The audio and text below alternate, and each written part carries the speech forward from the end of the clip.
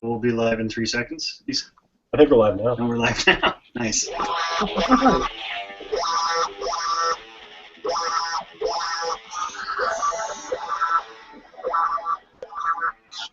Welcome to 3 Geeks, episode 30. Tonight we've got some special guests with us. So we've got a friend, Andy, and then we've also got a couple of the guys from the show Dead Drift. It's on YouTube. It's a great show. I've got you all on camera right now. So this is Ken, Chris, they're part of the show, and then their friend Kaya is also going to have some conversations with us. To kind of give you all a bit of a brief background of what Dead Drift is, I have a little bit of their synopsis, which is Dead Drift is a screwball comedy in space, told by characters interacting via video communication consoles. Summed up quite accurately by the show's logline, the uptight captain of a decrepit ship must work with a bumbling mechanic to survive an alien encounter and save the Earth from a terrifying ancient evil. It definitely, it's a fun show. You definitely have to check it out. I've watched a few episodes, and I know Max has too. We've definitely enjoyed our way through it. It reminds us a little bit of, Red Dwarf. There we go. Kind of like that feel, and I love the production quality. It's really good. Max, do you have anything else you kind of want to add? I've seen the first 3 episodes of 8, I believe they are. You guys have 8 going on? Yep. Yeah, there's 8 of them. All right. Hopefully only season 1. But we actually got another season coming out April 22nd. Oh, cool. Oh, there we go. What was I going to say? Shit. I'm so good at my job. Say that you saw the first 3 episodes, but really looking forward to the 4th episode because it's where shit starts to get good. Oh, no. What I like is that the bumbling mechanic is like myself if I were a space mechanic. I feel like what's the word I'm looking for when you're engineer? No, you're feeling the flow of somebody else, or like on the same wavelength. Yeah. So synchronicity. There you go. You get it. Empathize. Empathize. That's the word. It helps bring me in. Identify with him. There you go. She's so smart. I like her. No, but you guys do great work. I'm really looking forward to watching the back half of the season. Cheers. How long did it take you to get everything done? Like, how long does a season take you to film and shoot and everything? Way too long. But I think that was just because of the logistics of it. We essentially shot everything in like one garage. So we would build one set, film everything that was going to happen on that set, and then we'd break that set down, construct the next set, film everything that was going to happen on that set, and so on. So it took years. I think I started the set building process in the summer of 2012. Wow. So yeah, it's been a while. And we went to this thinking that it was going to be a simple web series. It would be quick and easy, something to just, go do between other things. And it turned out to be all this time. No, yeah, it became a monster. A labor of love. Yeah, I've heard that about quite a few people that get into this. We can kind of relate even that you get into this thinking, this will just be something on the side, and then it starts to get bigger and bigger. We're not quite at the 4-year mark, Max. Oh yeah, it's like you think, hey, I'll just have a couple conversations with my friends on the internet, it'll be fine. And then 4 podcasts later, you're like, where did all my time go? Yep. Yeah. So what kind of prompted your idea for this show? Like, what was your motivation for the show and kind of your goal behind it, I guess? So we've been independent filmmakers, I guess, for a very long time. We used to do a public access TV show. So just like getting together and filming stuff and making stories and cracking jokes has always been just kind of a thing that we do. And the premise started one night at a bar, a local watering hole. We're drinking, and Buddy writes this story about this spaceman who's in a ship that's out of control. He has no communication, he has no control of his ship, but he's fine. And then he starts to slowly go crazy as he runs out of cookies. And my buddy writes this when we're out at a bar drinking. Captain Banks, that guy, Matty, he's the one that wrote it. And he hands it to me on his phone, and he says, "What do you think? You think we should film this?" And I read it, and I was like, "Yeah, this is hilarious. We should totally film this." So we shot it like a week later, and then we kind of decided that we liked the premise and we wanted to make more. except we didn't want to use like green screen. We wanted to build actual sets, just because it looks better. Yes. Yeah, absolutely. God bless you. God bless you for that. I can't stress enough doing the actual. I mean, I know digital is cool, but doing the actual work pays off in the end, and you guys are scholars and gentlemen, all of you. You flatter us. Thank you. Doesn't it look? It looks so much more real though when there's like a physical structure that these people live in than versus, you know, a green screen behind them. I don't know. Yeah. I like the sets a lot. I really like the sets. Unfortunately, the second season is a lot more green screen. Well, that's cool though. I mean, so when did you all start the second season shooting it? Simultaneously. Really? Yeah. Wow.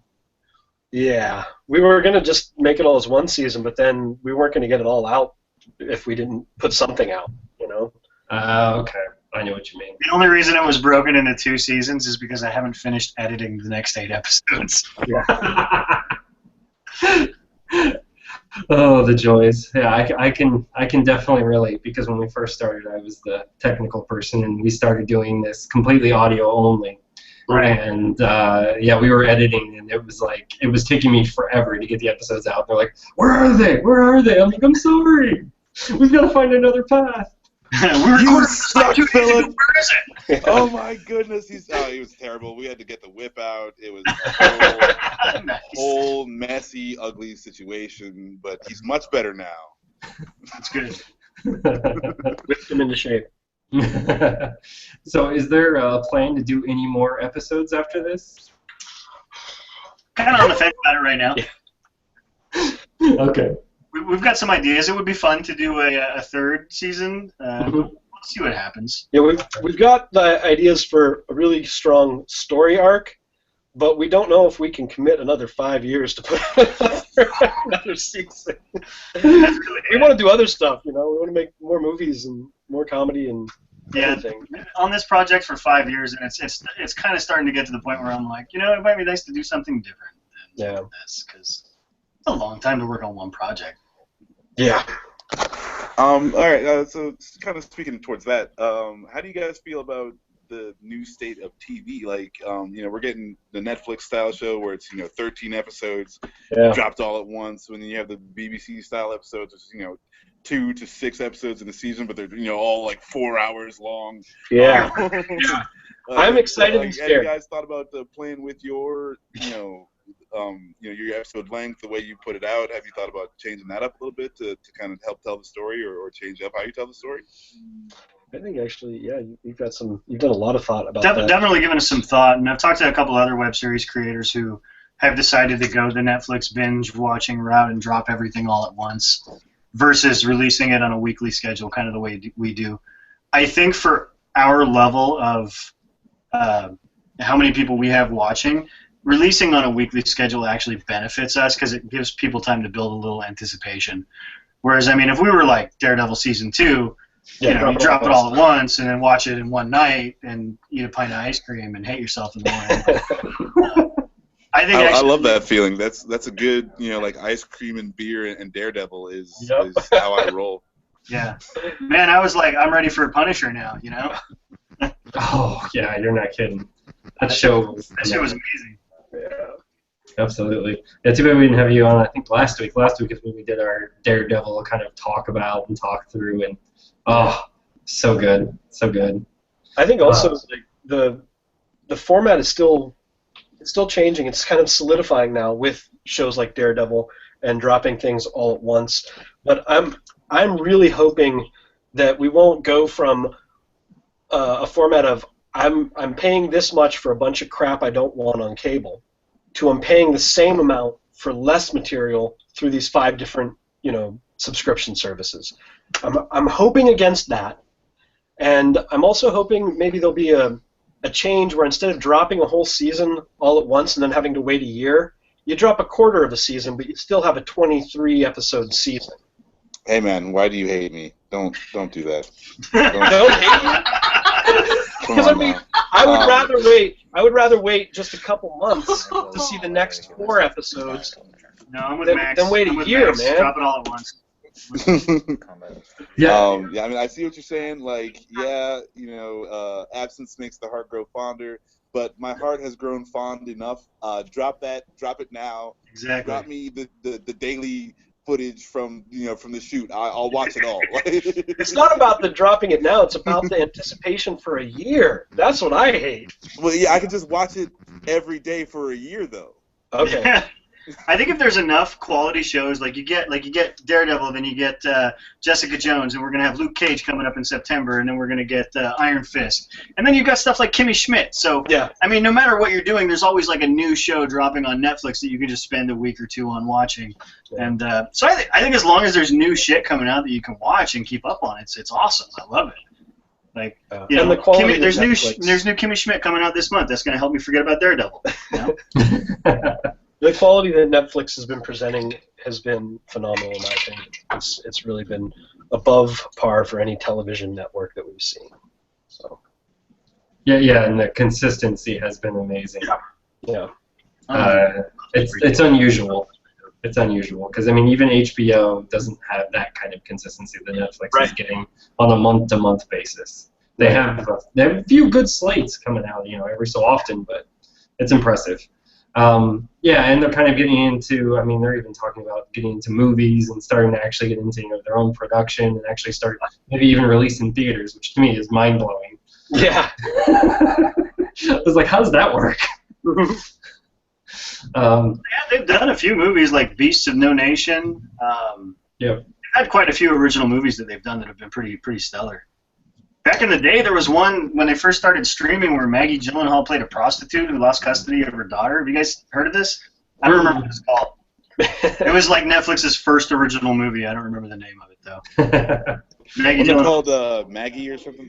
It might have been, actually. That sounds familiar. Yeah, I think that's what it was. That sounds familiar. Stallone zombie movie? Moving along, whatever it was. Or not Stallone, fucking Schwarzenegger. Thank you. Sorry, wrong muscle dude. You're right genre though, right? Yeah. And what's sorry, what is it? Andrew's T-shirt makes me wish that Rick and Morty dropped so I could binge watch it. Yes. You know, I want to make it Rick and Morty so bad. right? I'm ready for season 3. Why isn't it here yet? Come on. Soon, isn't it? Supposed to be. Not supposed soon to enough. actually supposed to drop sometime this year. It was originally they teased it like it was going to take a long time, but they're actually ahead of production schedule right now, and they might actually release it this year. So Nice. Fingers crossed. they're already producing it, so it's. Kaya, would you like a permanent spot on the podcast? You are just the clincher with the informative information. I am good at that. I have Not to belittle the rest of you guys, but she's the best. Yeah. 10-4, man. Affirmative. We gotta start reshooting this next season to have more Kaya in. Come on, reshoots now. Less Chris, more Kaya. Let's do it. Less Chris Murphy. Hashtag. Hashtag, you gotta figure that one out. I love it. Have a duel of DC trivia, and if you lose, you're out of the family. Oh, Ouch. that's not fair, man. I know, like Batman. That's my DC trivia. And then the Arrowverse. Yeah, definitely. I was gonna say television's helping you out with that anime at this point. Yeah, but I watch a show and then she tells me all the stuff I'm missing, you know? What DC needs to figure out how to do is to inject, and obviously disregarding the Nolan films, which were amazing, and the Burton films, but inject the same level of quality they have in their animated universe into their cinematic universe. They really do. Because their animated universe has blown Marvel animated universe pants off for decades, 20, 30 years. Mm-hmm. And let Bruce Timm direct the next Batman movie, you know? I don't know. Right? That would be amazing.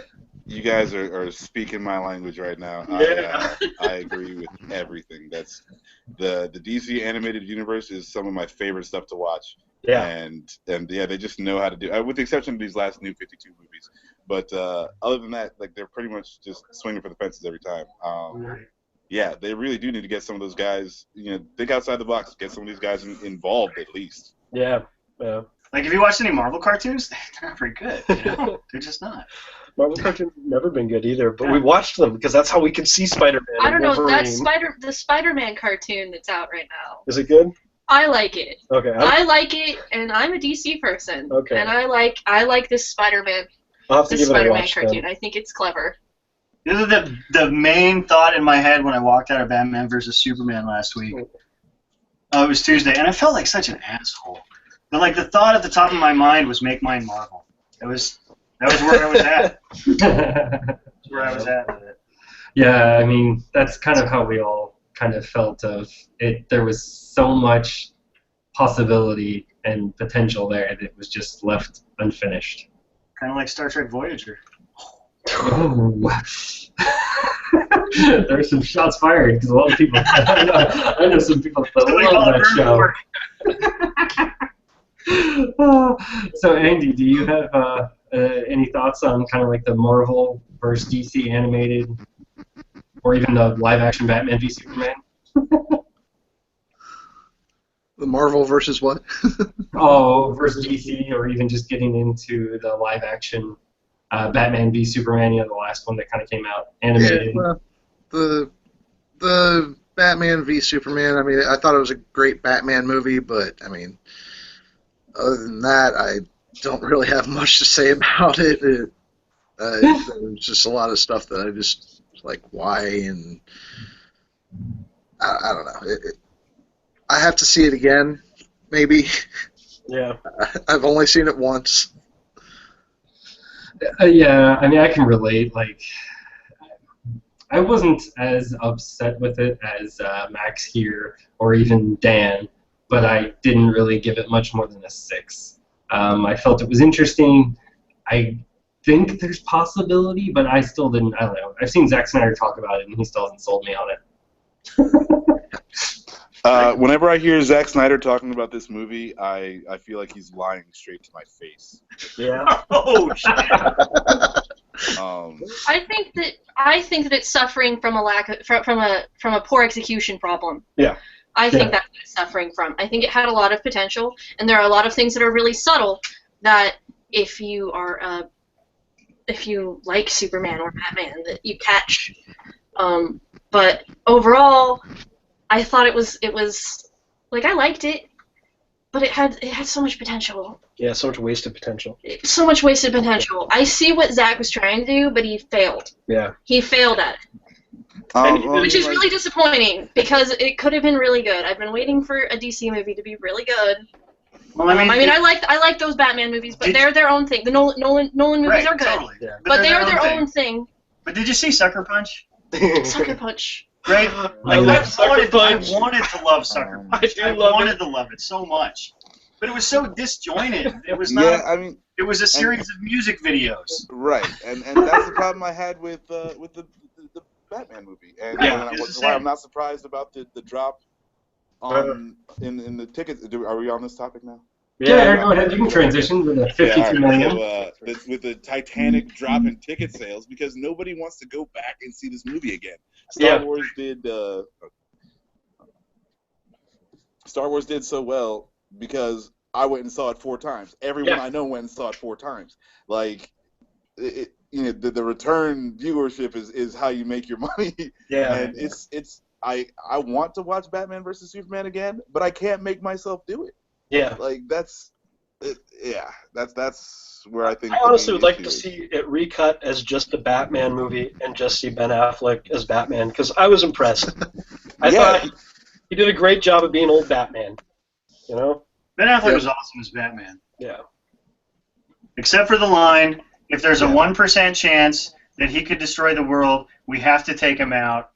If there's a 1% chance, that's not Batman. That's a Lex thing. That's a Lex. That's a Lex thing. And I have a problem with their Lex. Their Lex is not. They kept him a little bit too psycho and a little bit too weak.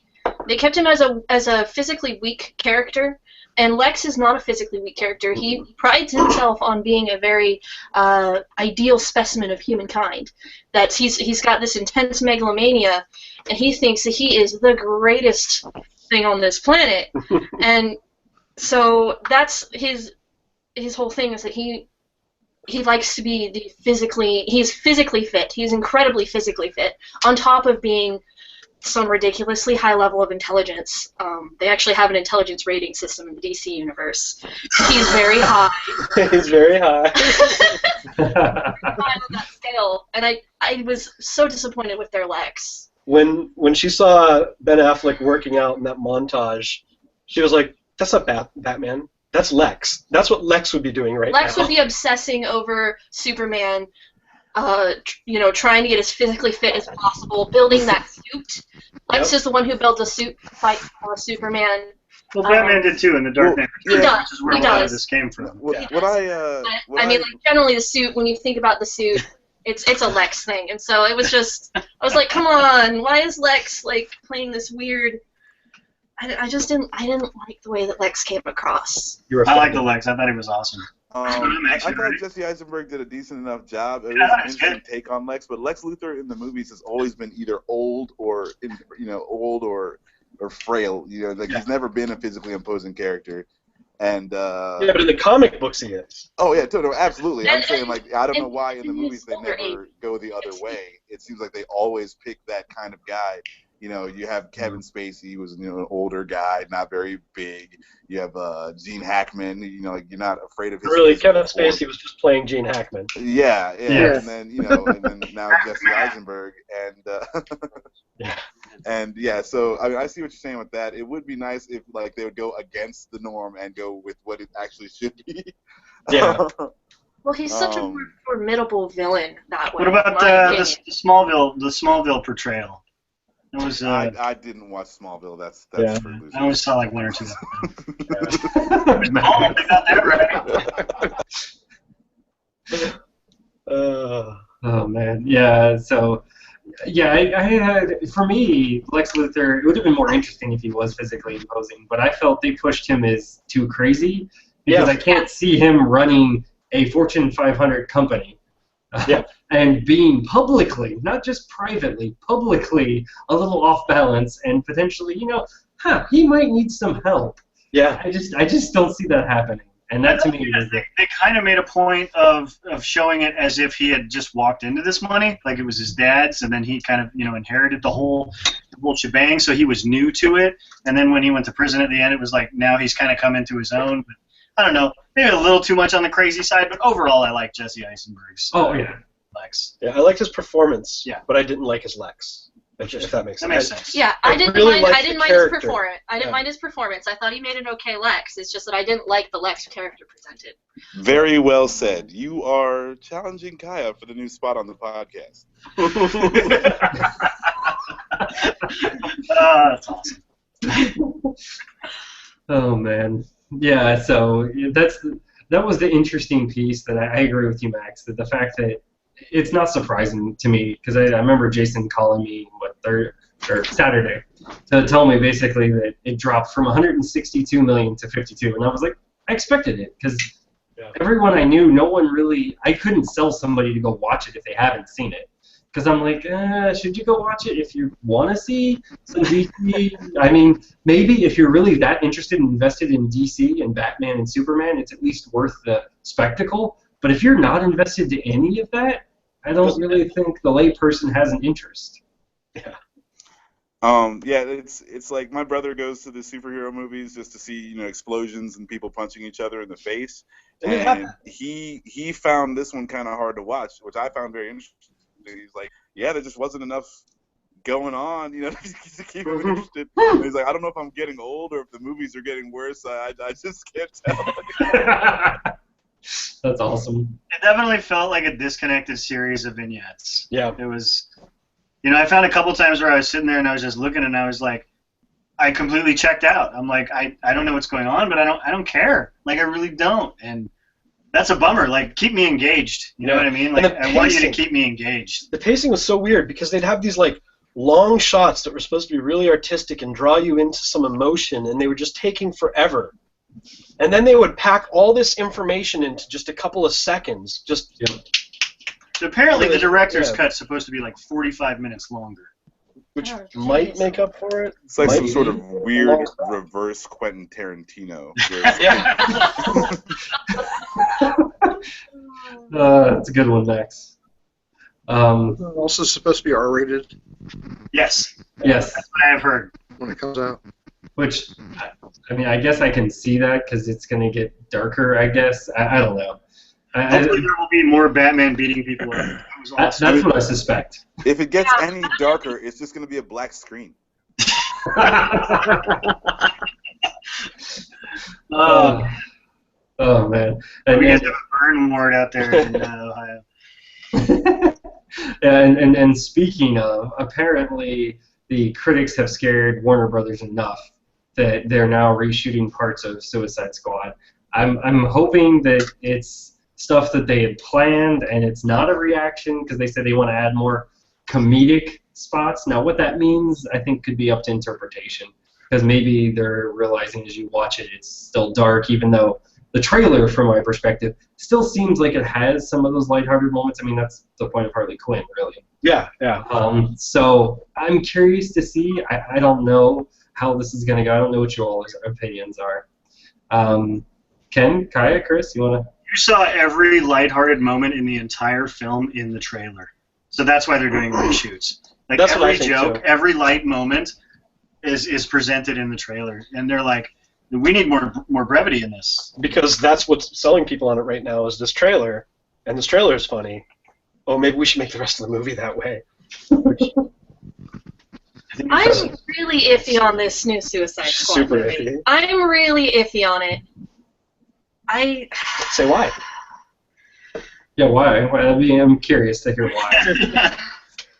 Your I piqued think interest. they're going a little bit. They're going a little bit too hard on trying to. It's kind of hard to explain. Too campy? They're going too hard on the things that are, the hooks. Like I don't really like. I don't think. At least I don't like the concept so far of their Joker. Okay. I think they're pushing too hard on him. I think that's they've taken it a step too I don't ridiculous isn't the word. I mean he is a ridiculous character. That's what the Joker is. But they're like trying to get him so far on this like sort of badass look almost, and I don't like that. I don't like their Harley. I think I don't. I really don't. I think the Joker and the Harley look awesome. I don't like them. I don't like that aesthetic. I just don't. It's not my thing. Like It's a different take. You realize, I mean, every it is its own iteration, thing. It's its own, every it's its own iteration of the take on it. character is not the end all be all. Yeah. You know, it's just a different take on the characters. But I'm not sure I like it. I'm not Okay. sure that I like this Fair enough. particular take Or on you it. can see it to find out. Yes, I am going to see it. I am looking forward to seeing it. It's just that it has a lot of potential to disappoint me, and I'm kind of bracing myself like, this Yeah. probably isn't going to be good, I feel like- but I want it to be good. I really want it to be good. I feel like I really want Will Smith to do well in this role, and I feel like it's a role he can do well in. Maybe. I really want Jared Leto to do well in this role because I think he looks amazing. I know Kaya doesn't think that. I think he looks amazing, but I was really worried about Heath Ledger playing the Joker when he was cast, and I'm like, how the hell is this kid going to be the Joker? And he did an amazing job, and he brought a different Joker to the screen. I hope Jared Leto does the same thing. I hope he brings a different aspect of the Joker to the screen than we've seen on the screen before, but still something that's authentic to the character. Anyone who doubted Heath Ledger had clearly never seen Four Feathers. I hadn't, actually. So Well, it's amazing. You should I watch knew him from 10 Things I Hate About You. And I love that movie, and I said he was great in that, but he was not the Joker. Yep. You know? And Night Tales. Night Tales. Night's Tale. I liked him in that, too. Which shows But again, not the Joker. No, Night's Tale was good. Night's Tale's a fun movie, man. I think so. Every movie doesn't So have they to. break out to We Will Rock You. Yeah. Yeah. Little Queen soundtrack to a medieval fantasy movie. Yeah, and then they're playing Queen to the to the So Suicide the Squad. The new trailer. Yeah, so it's all tying Which- back. I heard somewhere that was a reaction to how well Guardians of the Galaxy did. Absolutely. Really hope that the soundtrack is good like that. You know, I don't care if Yeah. they rip off the concept for Guardians of the Galaxy. If they do and they have a great soundtrack, that'll be awesome. But if the only time we hear Queen is in the commercial in the trailer and it's not in the movie at all, I'll be way let down. Yeah. Prepare yourself to get let down. For real. That's what I'm worried about. I'm preparing myself to get let down with the entire movie. Yeah. So Oh. I really am. I'm really iffy on it. I really am. I do like the Will Smith. I do like their choice of casting for that. I think that he'll do a good job. It's Will Smith. But can he carry the rest of Of course. it? Exactly. Yeah, it'll be interesting to see that whole I thing. hope that the characters come across better than they seem like they will. Yeah. To me. I hope that they carry across as they are intending them to. I think there's potential for them to not carry across the way that they want them to. Yeah. I very much agree with you. Andy, what are your thoughts about the Suicide Squad, the reshoots, or just Suicide Squad in general? I really haven't watched much of the trailers or anything. I kind of wanted to keep a media blackout like I did in Batman. So I'm not as let down if it comes out and possibly sucks. But I mean, I'm gonna see it regardless. It's gonna happen. It'll be within the first weekend of it opening. Yep. But you know, I'm gonna hold judgment until then. Fair enough. Yeah, I definitely think that's fair. Yeah. I think it's going to... Go ahead, Kaya. Sorry. I just want Aquaman to come out now. That's personally what I'm. That's what I'm waiting for. And this isn't a Aquaman. Jason Momoa That thing. is totally a Jason. No, Momoa. It's not. She I loves like Aquaman. Aquaman. It's I my favorite love- DC I character. love Aquaman and his Jason Momoa-like hair and rippling muscles. Yeah. You know what I love most about Aquaman, I love most about Aquaman? When I How saw much the like casting Jason Momoa he Jason Momoa, appears. I was like, oh my god, that is amazing. So that just made it like 6 times better. I was just like, oh my god. I am pretty excited for Aquaman. They're probably gonna totally fail it, but As excited as she is for Aquaman, that's how excited I am about Gal Gadot doing anything. Oh, that's I awesome. mean, I would watch her doing anything. Yeah, no, Gal Gadot was wonderful as Not gonna Wonder lie. Oh god, I just said that. She was awesome as Wonder Woman, She was- and and I was really pissed off that she didn't get more of a role in that movie. But back to Suicide Squad real quick. If you'd seen Batman: Assault on Arkham, another awesome DC animated. If they remade that movie live action, it would. Oh God, that would tickle me pink. And I'm gonna prepare myself to do that.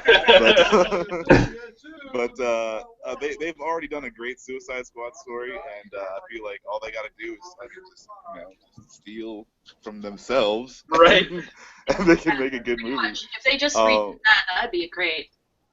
That was a good And because it had the Joker in there, it had everything. So I mean, I was kind of hoping for that. It's looking not. I don't know. We might get it. We might not. The reshoots make me nervous. I feel like they probably had the idea of what they wanted to do when they first did it, and this is just a knee-jerk reaction to things. Hopefully I'm wrong, but you made the movie you wanted to make already. Reshoots means that you're second guessing yourself, and you probably should just go with your first. There's a slim chance that the movie they wanted to make is the one that they're reshooting, but they weren't allowed to make it until the response to these other things. I mean, yeah, I guess you could have a positive Very outlook slim. on things. I would not bank on it. But there's a slim chance. Hey man, hopefully one day I'll get some of that good stuff that you're on, and we can join you in the clouds. But down here where reality happens. Yeah, that's all you got to do. Max, are you in a video store? Yes, I work in a video game store, so yeah, and there's got DVDs and movies in the back here. Yep. I thought it was like a straight up video store. I was like, man, I haven't seen one of those from forever. Oh no, No. those things don't make money. Put bluntly and truthfully, I love it, Max. Um, yeah, like I'm interested to actually see the Joker. I can definitely understand your perspective, Kaya, because it's very divisive. Exactly. It's like I don't know. I mean, I'm gonna have to see it, but I feel like pretty iffy. That's, But I felt that way about him. I'm super hesitant about it, but I mean, yeah, definitely give it a chance. It could be good. But I'm afraid it's not going to be that fantastic. The only real Joker is Mark Hamill. Word. Oh yeah. Word. Oh yeah. I think we've got a big agreement there, but I don't think we'll ever get to see him kind of take that role. Except I would love to see him do they've already done the animated movies. Yeah. I was gonna say I would love to see him actually take it to the big screen and actually put a good budget behind it and actually have fun with it. But I don't know. Old Joker. Yeah. Oh yeah. I mean, I mean, yeah. They got old Batman, I have old Joker. It's just like the definitive Batman. I mean, to a lot of people, is always going to be Kevin Conroy. Yeah. Yep. But I don't know. Affleck did a great job. Yeah. Honestly, with what he had to work with. Oh yeah, I definitely loved when I saw him, especially the first one, the size of him, how imposing he was. I was like, holy crap. Yeah. Yeah, exactly. He looked like Batman that I always imagined when I read the comics of Batman. I'm like, holy crap, that looks like the real deal, and I was impressed. I definitely enjoyed him, and I would love to see, as part of, I guess, the April Fool's pranks, kind of the lead-in, but the Batman 2017, I really hope that's not a joke, and I hope he gets to direct it, and it does come out. Yeah. I don't know, though. We'll see. That would be awesome. Affleck's a hell of a director.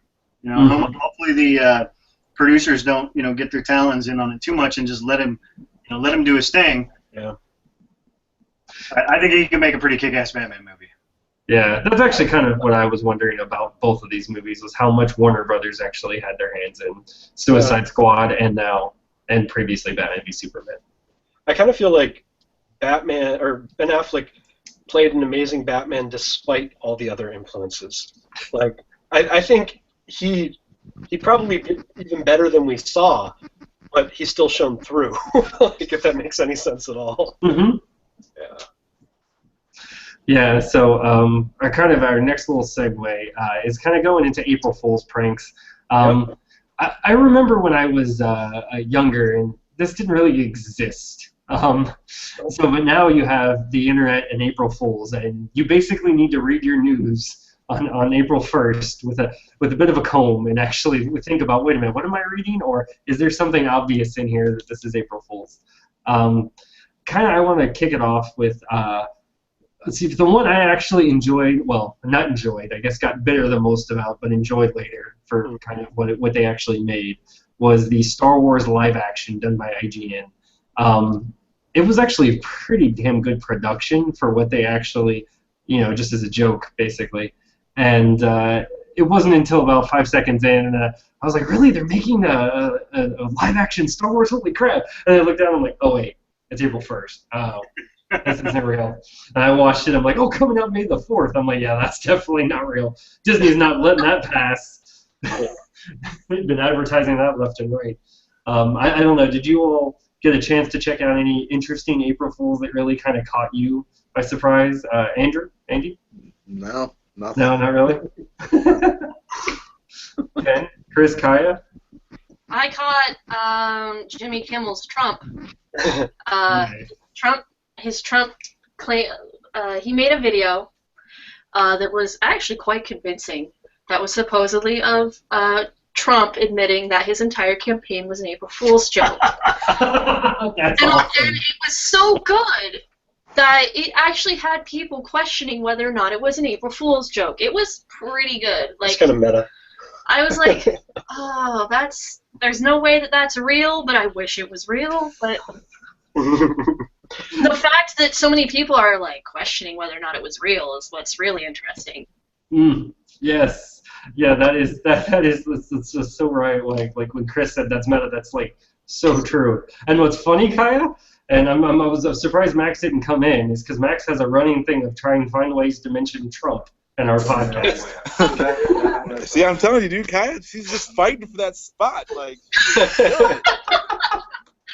Oh. So I saw two. One was Bruce Campbell as the next Doctor. That was awesome.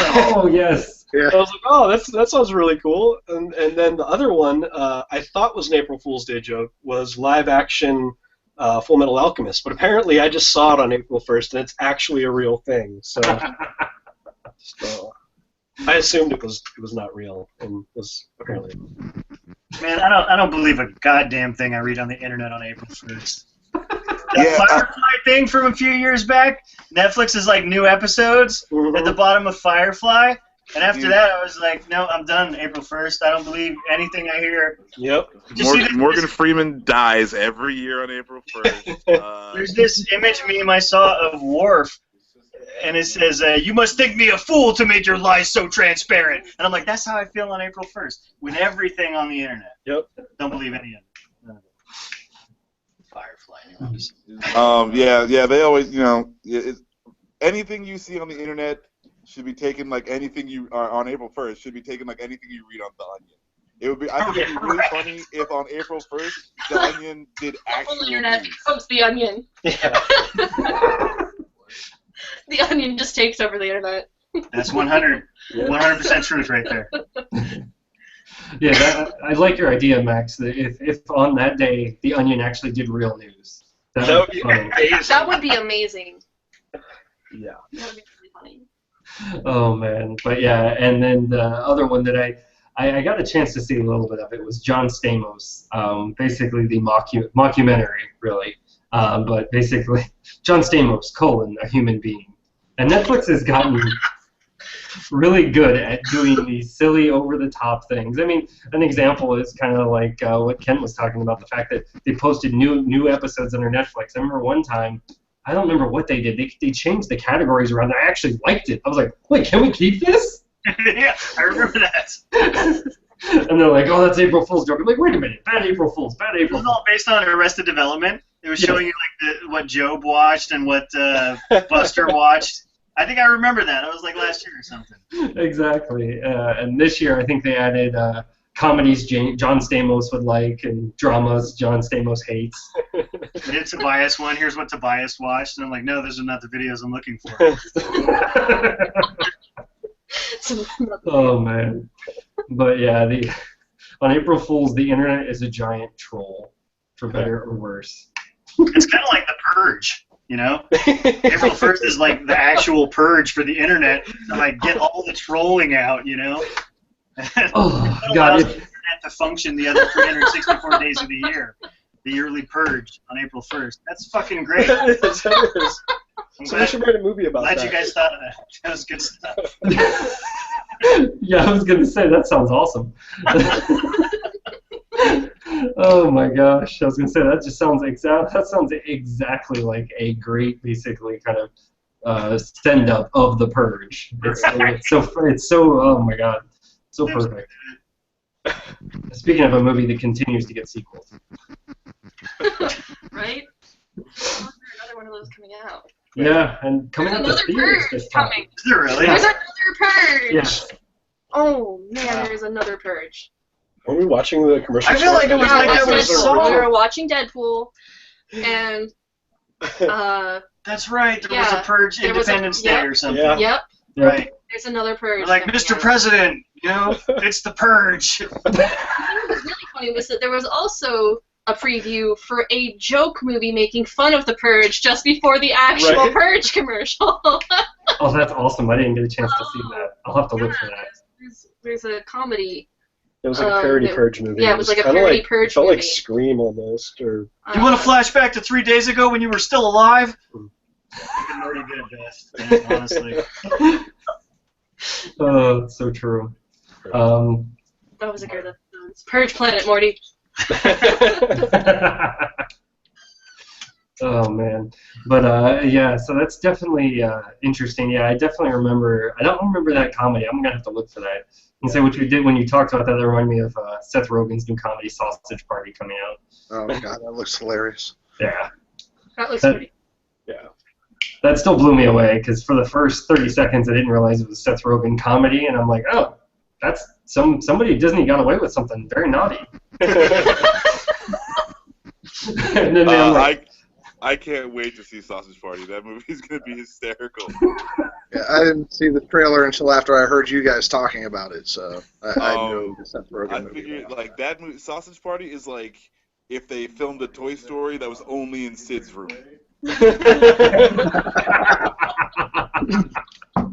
oh my god. That's so true, Max. Oh my god. Oh man. That's great. That is a perfect way to describe that. That's their tagline. Yeah, it should be their tagline, really. Oh my. They should. From that animated movie by Pixar, if you were in his room. Oh my gosh, because they, of course, can use that. All right.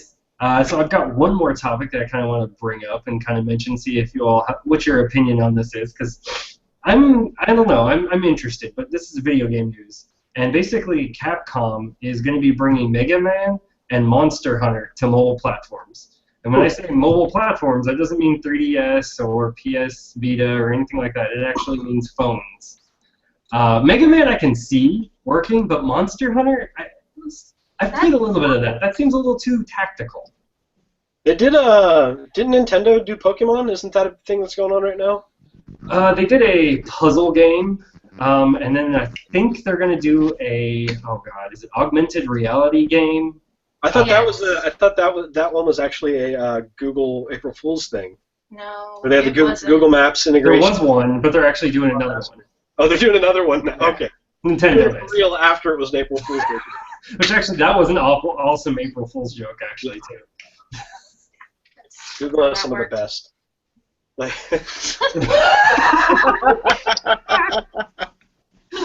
Exactly. That will be the augmented reality. Oh my god. I choose you, Pikachu. These things are dope, honestly. If you don't have a pair, they're amazing. These are made of cardboard. They're like $1. I don't know. Nice. So what do you all think? I mean, do you all really kind of play those games, Mega Man or Monster Hunter? And what's your opinion on the fact that they're trying to go mobile? I haven't played Mega Man since like 1994. Yeah. I'm I love terrible that. at I love platforming. it. Yeah, absolutely love I'm it. a horrible platformer. I've Yeah. tried to play Mega Man. I'm terrible at What it. about Ratchet and Clank? For some reason, I can do Ratchet and Clank, but I'm a horrible platformer in general. I think I I'm got not too good. old for platformers. Like my synapses slowed down, and so like now when I play them, I just get angry and die a lot. And I'm like, I don't need this kind of stress in my life. And now, when I sit down to play a video game, I want to enjoy it, have a good time. I don't have time for Mega Man. I don't have time for your shit. Snipe somebody in the head.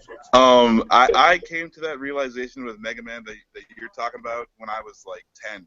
I played that game I've always gotten super frustrated with game platformers. is so hard. I mean, like Mario, I could play all day. Like you're winning, you're losing, it's okay. But Mega Man, for some strange reason, seems like you're always losing. Yeah. Mega Man was all about pattern recognition, I felt like. Yeah. Absolutely. And I feel like they're gonna bring it to my phone, and that's gonna just be the end of my life. I'm gonna get super frustrated and like just start shooting up a busy preschool or something. I don't know. I don't You can't, play. when you rage quit on Mega Man Mobile with your phone, you can't just like throw your phone. Right. That's. Yeah, well, like maybe they're gonna have a lot of phone. Well, yeah, that's gonna get really costly really and then quickly. there's gonna be a problem. Yeah. That's. Well, I just don't think those kind of games are suited for cell phones and touchpads. You want a controller. You want like some physical buttons and a D-pad to mess around with. It's. Well, I mean, we'll see. Yeah, We'll see what they do. Mega Man, I gonna have could to wait see. until it comes out. Yeah, Yeah. Mega Man or any sort of platformer should be easy enough. But and we'll just have to see what they do. No. I kind of like that Marvel fighting game that's out. I saw one of my coworkers playing that thing, and Marvel fighting. I'm just not. I can't do it, or else again I'll get sucked in, and it'll just be the end of everything. Yeah. So does anybody else play the Monster Hunter games? No. Does anybody play them? I played them once, but I couldn't. think I Dan- play Monster Hunter. Then I why think don't you Dan also plays think about it going mobile? I think that would be very successful in a lot of places, but I'm not sure if it will be necessarily successful here in the U.S. Yeah. Like I'm sure it'll be super successful in Japan, But it has potential. I mean, especially with the phones that are coming out now, because phones are getting way better with the graphics and things like that. And so I feel like they could actually successfully do that. That one might actually work. Yeah. Yeah, that one really could work, I think. And I think that it would bring a lot of potential for the group play that you want to get if you're playing on like a DS or something that you don't necessarily have if you don't have friends who play. Yeah. I feel like that probably opens up a range of being able to do things with other players and like getting like really cool massive hunts and things like that on there. I think that could actually get really fun. That's true. So that actually might be pretty good. There's some potential there. Interesting. Yeah. Yeah. I never thought about the social side about that because I did try to play it, but it was There's way actually a lot of technical. social features to it. There's actually a lot of social features to it that you miss out on if you don't have a lot of people who play it, or if you, if there aren't people around who play it. Whereas in Japan, the social side of it's pretty successful actually. Japan, a lot of people just carry around their DSs. They're really quite popular. It's not uncommon to see somebody just break out a DS and take a selfie or something like that with their DS, and it's an all ages thing. It's adults, it's kids. Yeah. So they have a little bit more success with that side of the games, and I was always slightly disappointed with that side of the game simply because it doesn't have as big of a market here. Yeah. Mm. But if they brought it to a mobile platform, that actually might open up some possibilities for that. Because it's all about the DS hasn't been marketed that way, Yeah. and cell phones are naturally that way. Yes. That's what we use them That for. is exactly. I feel like the DS hasn't been marketed very well as for the type of stuff that people in Japan use it for. Yeah. Even though it has those capabilities, it has a lot of social capabilities, but it hasn't been as heavily marketed here in the U.S. And it's not as heavily used. I was just talking to somebody about this. Now, do you feel like Nintendo is going the way of Sega? I mean, before Sega went out of business, they released just a bunch of consoles, didn't have games for any of them, and then they went out of the console business. And I'm maybe not in Japan, but it feels like in America, that's kind of what's happening. I mean, because you get the DS, DSi, DS Lite. They are seeming to 2DS, switch to the 3DS XL, new 3DS. Well, the one thing that they've had consistent success with has been their mobile, the Game Boy. That's been the one thing that Sony hasn't been able to beat them out on that. Nobody else has been able to beat them out on that. So it's the one thing that and they've overproduced it now. With, like you said, they have got the 3DS, the DS, the 3DS, the DS XL, all these different, and it's still the same one, and it's good.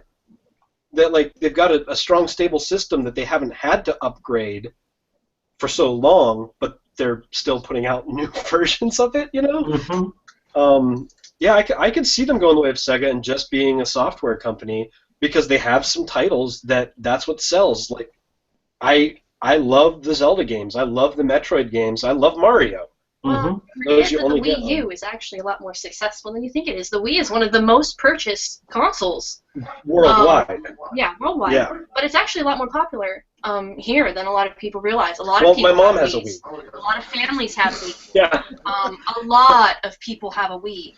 Well, I mean, yeah, it's just one of those things people forget people have. Like, you're like, oh, yeah, we have a Wii. You want to, play it or something? And then you play for a little bit, and it's kind of fun.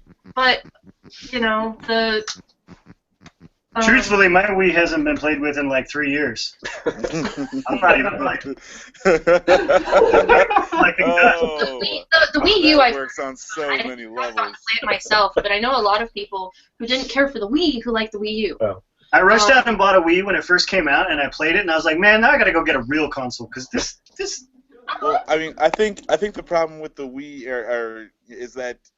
And with the Wii, I don't want to exercise when I'm playing a video game. Sorry, that's not what I'm about. So that's the main problem with the Wii. Now the Wii U kind of took that away a little bit. They added a bunch more, controllers that were regular. They got the Wii U Pro controller. They also upgraded the graphics, which I think is very important because the Wii didn't stand up to any of the consoles that it came out with as far as graphics or peripherals. Yeah. So I feel like with the Wii U, that fixed a lot of the problem where people can't watch movies on their Wii U. They can't do 10 different things, or on their Wii. So they fixed that with the Wii U, and now they just need to go the next step further, where they have the innovative gameplay and the family oriented style of games, plus high graphics and high outputs. Yeah. Which I think is kind of sort of where they're kind of wanting to go. It seems like they're leaning in that way because they really did. The graphics for the Wii U are actually pretty intense. They have a pretty good, if I remember correctly, they have a pretty good graphics card in there. Oh yeah. It's the first Actually a very HD console from Nintendo. So I mean, yeah, they're getting it. I'm just worried that with the poor, I mean, I guess like you're saying, the sales weren't as bad as we make them out to be. Mhm. But it just seems to me like, yeah, they're just trying to do too much. They're like, well, what about this one? How do you guys like this one? How do you guys like this one? Well, in Japan, it's super successful. So yeah, I mean, I don't think they're going anywhere in Japan. I hope the overseas market doesn't dry up. I see what you're saying, like with Sega, because they were like, here's the Genesis, here's the Sega CD, here's the 32X, here's the Saturn, Here's the Dreamcast. Oh, the Dreamcast was a great console. Dreamcast was amazing. Great console, but then they were so dumb too that late. they made that everyone could download the internet just happened, and then the Yeah. Dreamcast is like, here you go, internet, I found something you can do. Yeah. Dreamcast is a little ahead of its time, but people were fatigued by the 32X, the Saturn, and I think there was another console in there that they released that nobody I had. loved But my Dreamcast. fatigue. Too much, too fast. Oh yeah, Marvel vs. Capcom 2 on the Dreamcast. That's It was where the it's at. best console system to play it on. Mhm. It Yeah, was the only one that had the arcade style play. Yeah. Like I think also what hurt Nintendo as well with the Wii U was the fact that they called it the Wii U. I think you confuse consumers. You just call it something different, and then people would be like, "Oh, that's new." They didn't understand how stupid Americans were. Yeah, I think they marketed it as basically the same product, and that's the problem. Yep. Yeah, I've actually heard that. A lot of people are like, they thought it was a it's peripheral. basically the same product or a peripheral, or like it's not that different from your Wii, but it's actually pretty different. I It haven't is. played a Wii myself, so that's one of those things where I've heard from people who have them, where they're like, "Oh no, it's actually really it's a different console. I mean, it's a lot of the same stuff, but it is different." I just It thought it is was a a Game different Boy system. for my Wii. Yeah. And See? This is what I'm saying. Not marketed well. But that's also a really cool selling point with that. You can play your game and somebody else can be watching TV at the same time and not bothering each other. It's one of the hardcore selling points for the Wii U, and again, they don't push that hard enough. Not at all.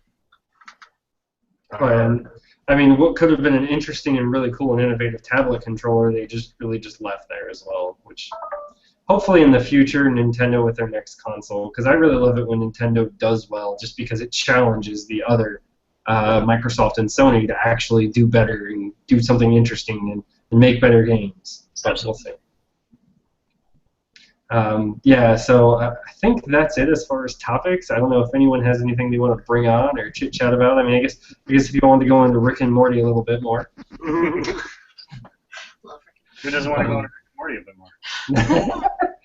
So it was funny because you all were talking about Rick and Morty and like the timeline to actually produce and distribute episodes, and it reminded me of Venture Brothers, which was my god, so painful to be a fan of that show. I love that show, but oh my goodness, for real, like. Did you watch the season 6? I didn't get a chance to catch it because I didn't realize it came out until I was like, I didn't realize it came out either. I was just flipping through one day, saw season 6. I was like, jaw dropped. I was like, maybe I'm behind the times then. Yeah, it just came out. I think I want to say in the last month or something. Okay. Yeah, it was last month was the last episode. It was get off the podcast right now and go watch Venture Brothers. Fuck you guys. Oh, all right. So I just want to. Oh, Max. I want to thank you all for joining us. We really appreciate you all coming along, Ken, Kara, and Kaya, sorry, and Chris. Thanks for having us. Thank you very much for having us on. Very appreciative.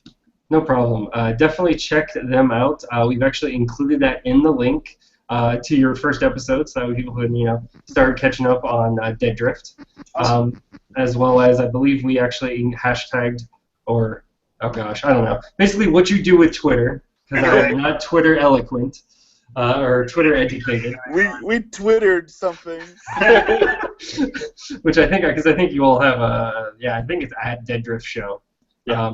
And so we actually included that for you as well in our tweet. And thank you for coming on, Andy. We look to doing more collaborations with you in the future.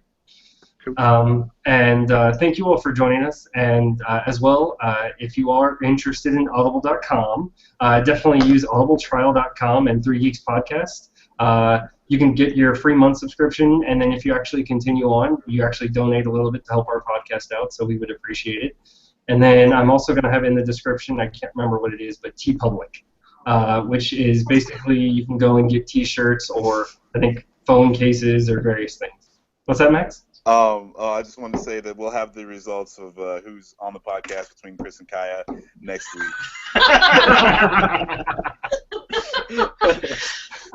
The money's on Kaya. Thank you all again for joining us. Thanks for having us, guys. Appreciate it. Sure. Thanks.